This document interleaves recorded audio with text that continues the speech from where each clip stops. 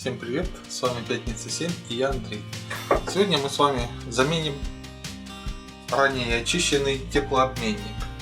Как мы его очищали, смотрите внизу, под видео будет ссылка.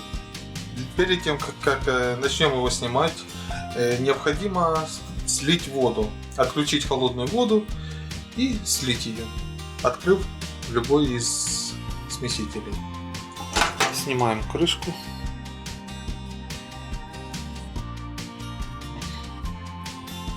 И откручиваем 4 болтика. Послабил болты и чуть-чуть его пошевелил, чтобы вода слилась. Так, давай буду дальше снимать. Снимаем его. Сейчас мы их снимем и промоем в лимонной кислоте, чтобы убрать вот это полностью, все вот эти вот отложения. Вставляем резиночки на место и ставим теплообменник.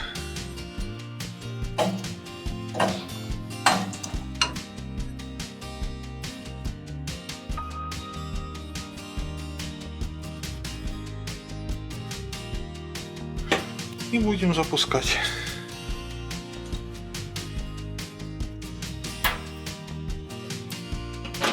Сейчас включим воду и проверим. Это горячий.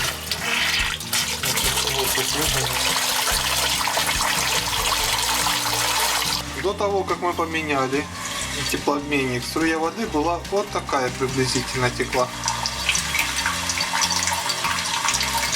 Вот так вот где-то текла. Проверяем, нигде не подтекает вода. Ну, по крайней мере, сейчас не видно. Сейчас включим котел и проверим.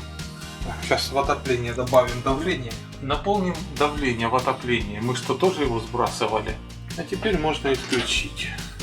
Розетку включаем. Включаем котел. Включаем горячую воду и открываем.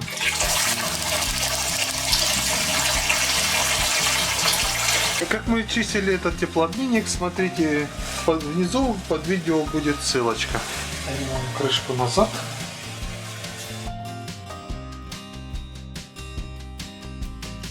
Этот теплообменник мы заберем на прочистку.